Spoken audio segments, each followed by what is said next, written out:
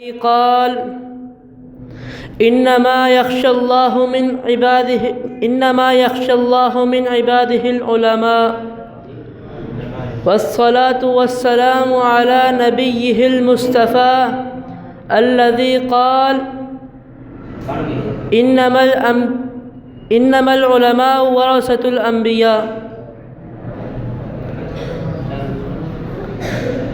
جس ریت پہ ملتے ہوں اسلاف کے سجدوں کے نشان، جس ریت پہ ملتے ہوں اسلاف کے سجدوں کے نشان، اس ریت پہ لکھ دیں گے ہم قربانیوں کی داستاں۔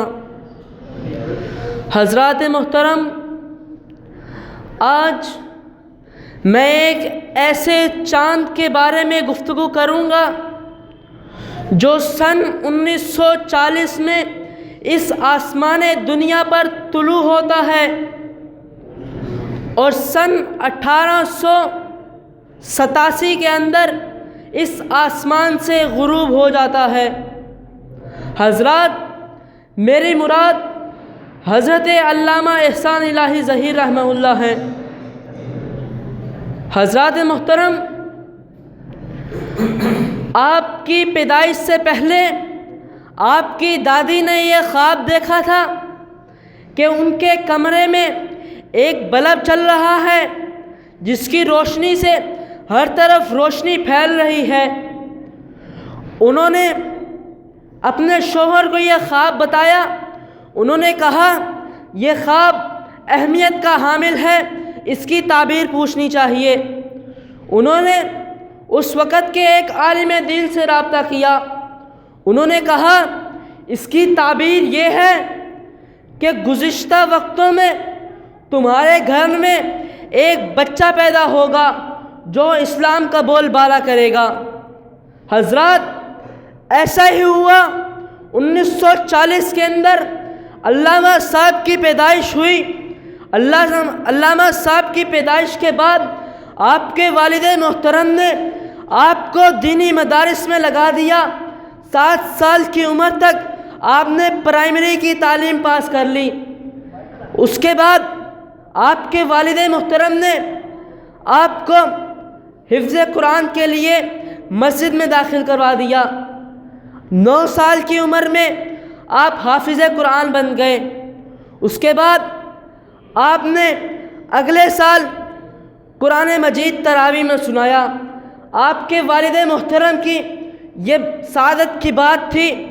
آپ کے والد محترم سے یہ خوشی صحیح نہیں جا رہی تھی کہ ان کے بیٹے نے اس مسجد کے اندر قرآن مجید سنایا ہے۔ اس کے بعد آپ علم حدیث کے لیے چل پڑے۔ آپ جامعہ اسلامیہ گجرانوالہ میں گئے، آپ نے وہاں سے تعلیم حاصل کی۔ اس کے بعد آپ فیصل آباد گئے، آپ نے وہاں سے تعلیم حاصل کی۔ تعلیم حاصل کرنے کے بعد آپ مدینہ یونیورسٹی گئے۔ مدینہ یونیورسٹی میں آپ نے داخلہ لیا۔ جیسا کہ مجھ سے قبل بھی میرے بھائی کہہ رہے تھے کہ وہاں پر تمام پاکستانیوں کو سی کلاس میں داخلہ دیا جاتا تھا، مگر علامہ صاحب کو بی کلاس میں داخلہ دیا گیا۔ مگر علامہ صاحب نے کہا میں بی کلاس میں بھی داخلہ نہیں لوں گا۔ اس کی وجہ یہ تھی کہ علامہ صاحب اپنے آپ کو اس قابل سمجھتے تھے۔ انہوں نے آپ کو چیک کیا، آپ کا انٹرویو لیا تو آپ کو اے کلاس کے اندر داخلہ دیا گیا۔ علامہ صاحب نے مدینہ یونیورسٹی میں پڑھتے وقت کئی کتابوں کی تصنیف کی۔ آپ نے اپنی کتاب القادیانیہ لکھی۔ اس کی لکھنے کی وجہ کیا تھی؟ عرب کے اندر وہاں پر ایک موضوع تھا الادیان والامور، یعنی دوسرے دینوں کے بارے میں۔ وہاں پر ایک عربی استاد آتا تھا جو محض کتابوں کے سہارے، لفظوں کے سہارے بیان کر کے چلے جاتا تھا۔ علامہ صاحب اس کے جانے کے بعد بچوں کو اپنے طور پر پڑھاتے تھے۔ یہ ان کے لیے باعث شرف کی بات تھی کہ وہ اساتذہ کی موجودگی میں بھی لیکچر دیا کرتے تھے۔ وہ لیکچر پھر شیخ ابن باز کے مشورے پر رسالوں میں چھپنا شروع ہو گئے۔ جب 100-150 لیکچر ہو گئے تو شیخ ابن باز نے مشورہ دیا کہ آپ ان سب کو جمع کر کے ایک کتاب صورت دے دیں۔ کتاب صورت دی گئی، اس میں لکھا گیا متعلم مدینہ یونیورسٹی۔ شیخ ابن باز نے کہا نہیں، یہ آپ کی شان کو لائق نہیں دیتا۔ آپ نے لکھوایا کہ فاضل مدینہ یونیورسٹی۔ علامہ صاحب نے کہا شیخ ابن باز سے، شیخ صاحب اگر میں فیل ہو گیا، میں فاضل نہ ہو سکا تو کیا ہوگا؟ شیخ ابن باز نے کہا تھا اگر آپ فیل ہو گئے ہم مدینہ یونیورسٹی بند کر دیں گے۔ حضرات، آپ ایک عالم کی حیثیت کے ساتھ ساتھ ایک شرارت مزاج بھی تھے۔ آپ کو پیٹ کے اندر درد ہوا، دوستوں نے یونیورسٹی کے ہسپتال میں داخل کروا دیا۔ انہوں نے کہا اسے شہر کے ہسپتال میں لے جاؤ۔ شہر کے ہسپتال میں لے کر گئے، وہاں پر ڈاکٹروں نے چیک اپ کے بعد بتایا کہ ان کے پیٹ کے اندر پتھری ہے اور اس کا علاج آپریشن کے ذریعے ہوگا۔ علامہ صاحب پریشان ہیں، آپریشن ہوگا، تکلیف ہے آپ کو۔ دوست احباب آئے ملنے کے لیے، انہوں نے ڈاکٹر سے کہا ڈاکٹر صاحب کسی اور طریقے سے معاملہ حل کر دیجیے۔ ڈاکٹر نے کہا نہیں، صرف آپریشن ہی ہوگا۔ علامہ صاحب نے کہا تم ایک کام کرو، ٹیکسی بلاؤ۔ ٹیکسی آئی، علامہ صاحب چوری چھپے ہاسپٹل سے باہر نکلے۔ آپ باہر گئے، حرم مکہ میں گئے، آپ نے جا کے رب کے حضور رو رو کر دعا مانگی۔ دعا مانگنے کے بعد آپ کو پیاس کی حاجت ہوئی، آپ نے آب زمزم شکم سیر ہو کر پیا۔ اس کے بعد علامہ صاحب کا کہنا ہے کہ مجھے پیشاب آیا اور اس کے ساتھ وہ پتھری نکل گئی۔ اور ہمیشہ آپریشن کا یہ اصول ہوتا ہے، آپریشن سے قبل ایک مرتبہ پھر ایکس رے کیے جاتے ہیں، جس سے یہ پتہ لگایا جاتا ہے کہ پتھری ہے تو کہاں ہے، کس قدر ہے، کس طرح کی ہے۔ جب ڈاکٹروں نے آپریشن کیا تو دیکھا کہ وہ پتھری ہے ہی نہیں۔ علامہ صاحب نے پھر اپنی کہانی بتائی کہ ہم رات کو اس طرح گئے، رب کے حضور میں نے دعائیں مانگی، رب نے میری دعا قبول کر لی، یہ آب زمزم پیا، آب زمزم کی وجہ سے پیشاب آیا، پیشاب کے ساتھ وہ پتھری نکل گئی۔ حضرات، علامہ احسان تو وہ شخصیت تھی جنہوں نے یہ سچ کر دکھایا کہ علامہ تو ہی ہے وہ جس نے گلشن کے تحفظ کی قسم کھائی ہے۔ ہم تو صرف یہاں آتے ہیں، دعویٰ کرتے ہیں، شعر پڑھتے ہیں، اپنی تقریر کو مزین کر کے چلے جاتے ہیں، مگر علامہ تو وہ علامہ تھا جس نے گلشن کے تحفظ کی قسم کھائی، ایسی قسم کھائی اسے عملی جامہ پہنا کر گئے۔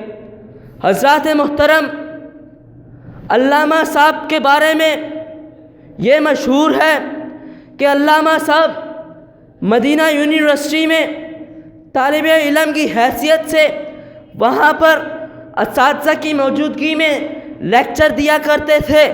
مدینہ الرسول میں مسجد نبوی کے گیٹ کے پاس آپ کھڑے ہو کر حاجیوں کو مسئلے بتایا کرتے تھے۔ علامہ صاحب جب پاکستان میں آئے، ان کے بارے میں یہ ایک واقعہ مشہور ہے۔ جب آپ نے درباری ملا تقریر کی، آپ ملتان کے ایئرپورٹ پر آپ کا جہاز لینڈ ہوا، آپ آگے آئے، آپ کو روک دیا گیا، کہا گیا کہ آپ پر پابندی ہے، یہ جلسہ نہیں ہو سکتا۔ آپ نے کہا ایسے ہی نہیں ہوگا، جس نے داڑھی پر تیل لگایا وہ آ کر کہہ دے یہ جلسہ نہیں ہو سکتا۔ علامہ صاحب نے اپنی تقریر میں کہا، وہ جلسہ کر کے دکھایا۔ اس جلسے میں اپنی تقریر میں کہا اگر آئی جی سندھ بھی کہتا ہے، مجھ پر پابندی لگاتا ہے، تو کل کو اس کے گھر کے باہر میں خود جلسہ کرواؤں گا۔ حضرات، علامہ صاحب وہ باحیثیت شخصیت تھی جنہوں نے ان تمام چیزوں کو عملی جامہ پہنایا، عملی جامہ پہنا کر آخر میں جامِ شہادت نوش کر گئے۔ کسی شاعر نے کیا خوب خراج تحسین پیش کیا ہے، میرے دشمن کو اذیت کے لیے اتنا ہی کافی ہے کہ دشمن کے شہر میں میرا یوم سوگ منایا گیا۔ حضرات، جب بم دھماکہ ہوا آپ کو یہ شرف حاصل ہے کہ اس وقت پاکستان کے ایئرپورٹ پر 7 ملکوں کے جہاز موجود تھے۔ ہر ملک کی یہ خواہش تھی علامہ صاحب کو ہم لے کر جائیں گے۔ علامہ صاحب نے مدینہ المنورہ کو پسند کیا۔ علامہ صاحب مدینہ المنورہ میں گئے، وہاں پر آپ کا علاج ہوا۔ ڈاکٹروں نے کہا آپ کی اگر ٹانگ کاٹ دی جائے تو آپ بچ سکتے ہیں۔ علامہ صاحب نے کہا اگر میری ٹانگ کاٹ دی میں کسی قسم کا خطیب نہیں رہوں گا، میں دوسروں کا محتاج بن جاؤں گا، اس سے اچھا ہے اللہ کی راہ میں موت آ جائے۔ علامہ صاحب اسی حالت میں آپ کو وفات آئی۔ حضرات، اگر آج کوئی وزیر اعظم، کوئی اوباما مرتا ہے تو اس کو اتنا پروٹوکول نہیں دیا جاتا، کہتے ہیں تو یہاں مرا ہے یہی دفن ہو۔ علامہ صاحب بم دھماکہ پاکستان میں ہوا اور دفن کہاں ہوئے؟ مدینہ المنورہ میں، اور آپ کو یہ شرف حاصل ہے آپ جنت البقیع میں حضرت عثمان کے قدموں کی جانب مدفون ہے۔ حضرات، علامہ صاحب کے بارے میں جتنا کچھ کہا جائے وہ کم ہے۔ علامہ صاحب ہم جو کچھ آپ کی شان میں بیان کر لیں وہ سب کم ہے۔ آپ نے ایک عالم جس طرح اس کا حق تھا آپ نے بن کے دکھایا، دنیا کو بتایا اہل حدیث زندہ ہے۔ علامہ صاحب اپنی تقریروں میں چیخ چیخ کر کہتے تھے یہ صدی اہل حدیثوں کی صدی ہے، یہ صدی اہل حدیثوں کی صدی ہے۔ حضرات، اگر علامہ صاحب آج موجود ہوتے تو کم از کم پاکستان کے اندر اسلامی قانون نافذ ہو چکا ہوتا۔ وآخر دعوانا ان الحمدللہ رب العالمین۔ یہ تھے محمد اسماعیل جن کا تعلق خامسہ کلاس سے تھا۔ اب میں محمد فرقان کو دعوت دیتا ہوں کہ وہ آئیں اور اپنا موضوع بیان کریں جن کا تعلق سامنہ کلاس سے ہے۔ محمد فرقان۔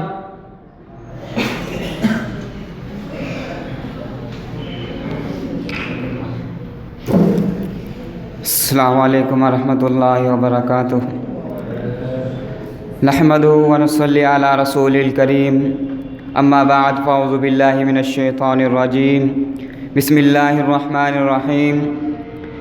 انما یخشی اللہ من عبادہ العلماء، وقال النبی صلی اللہ علیہ وسلم العلماء ورثۃ الانبیاء۔ اسی لیے میں اپنے موضوع کی طرف بڑھوں گا۔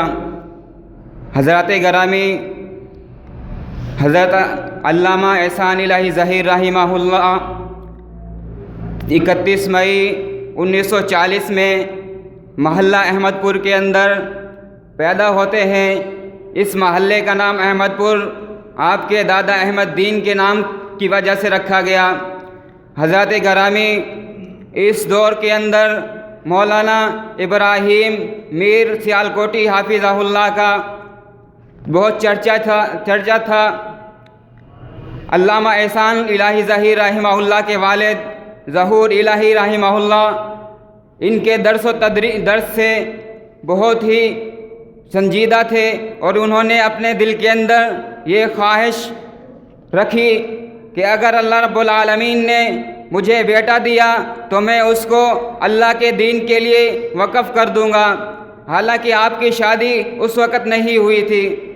آپ کی شادی ہوئی تو اس کے بعد آپ کی والدہ محترمہ نے یہ خواب دیکھا تھا کہ ہمارے کمرے کے اندر ایک بلب روشن ہے جس کی روشنی سے پورا کمرہ روشن ہے، تو اس کی تعبیر کسی عالم سے پوچھی گئی تو انہوں نے فرمایا کہ ایک آپ کے خاندان کے اندر بچہ پیدا ہوگا جو پورے عالم کے اندر اللہ کے دین کا کلمہ بلند کرے گا۔ حضرت گرامی پھر اسی طرح ہوا کہ علامہ ظہور الہی کے ہاں ایک بچہ پیدا ہوا جن کا 7ویں دن عقیقہ کیا گیا، پھر اس کا نام احسان الہی ظہیر رکھا گیا۔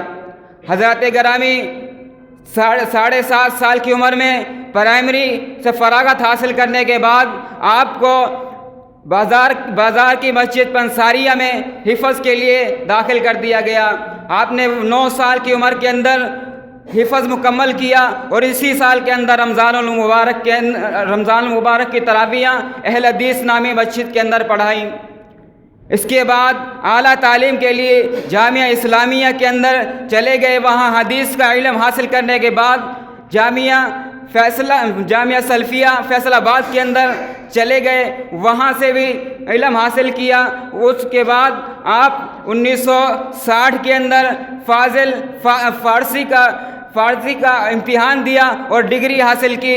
اس کے بعد آپ نے 1961 کے اندر اردو کے امتحان دیے اور ڈگری حاصل کی۔ اس کے بعد 1962 کے اندر آپ نے عربی فاضل کے امتحان دیے اور ڈگری حاصل کی۔ یہ ڈگریاں حاصل کرنے کے بعد آپ نے اپنا ویزا لگوایا، شام اور ایران سے ہوتے ہوئے سعودی عرب میں پہنچے۔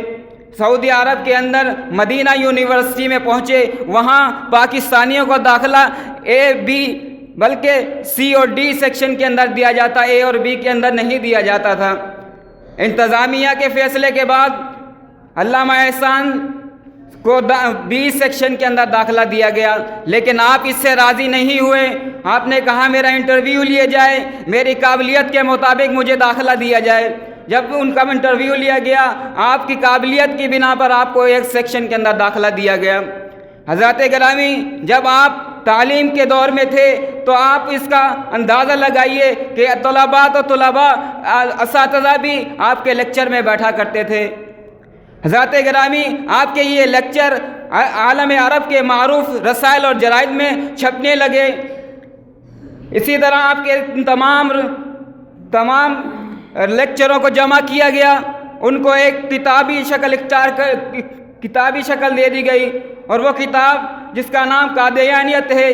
حضرات گرامی، اسی طرح آپ نے اور بھی کتابیں لکھی، جن میں سے الشیعہ والسنہ، الشیعہ والتشیع، الشیعہ والقرآن، اور البہائیہ اور البابیہ اور اسماعیلیہ، اسی طرح اور بھی کتابیں آپ نے لکھی۔ حضرات گرامی، اس کے بعد آپ کی شادی 1965 8 اگست کو ہوتی ہے۔ اس کے بعد آپ مدینہ یونیورسٹی سے فارغ ہوتے ہیں 1967 کے اندر، اور آپ کو وہاں پیشکش کی جاتی ہے کہ آپ یہیں استاد رہیں اور یہیں پڑھائیں۔ آپ حب الوطنی کا جذبہ لیے وہاں اس آفر کو ٹھکرا دیتے ہیں اور پاکستان کے اندر آ کر یہاں خدمات سر انجام دیتے ہیں۔ آپ کی خدمات کیا ہیں؟ آپ نے یہاں آ کر خطابت کی جوش سے لوگوں کو دین کی طرف بلایا۔ حضرات گرامی، اسی طرح آپ کو 23 مارچ 1986 کے اندر شہید کر دیا گیا، اور آپ کو لینے کے لیے 7 ملکوں کے جہاز وہاں پر آئے، لیکن آپ نے تمام کو ٹھکرا دیا، مدینہ منورہ چلے گئے۔ وہاں آپ کو اس جگہ دفن کیا گیا جہاں آپ نے کھڑے ہو کے اللہ رب العالمین سے دعا مانگی تھی، یا اللہ مجھے اس جگہ دفن کرنا۔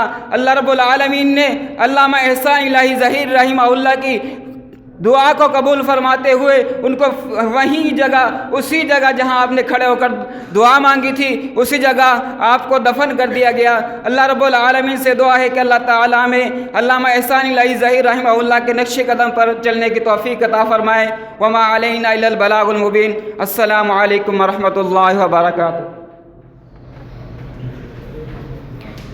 یہ تھے محمد فرقان، جن کا تعلق سامنہ کلاس سے تھا۔ اب میں محمد ساجد کو دعوت دیتا ہوں، جن کا تعلق سامنہ کلاس سے ہے، کہ وہ آئیں اور اپنا موضوع بیان کریں۔ محمد ساجد۔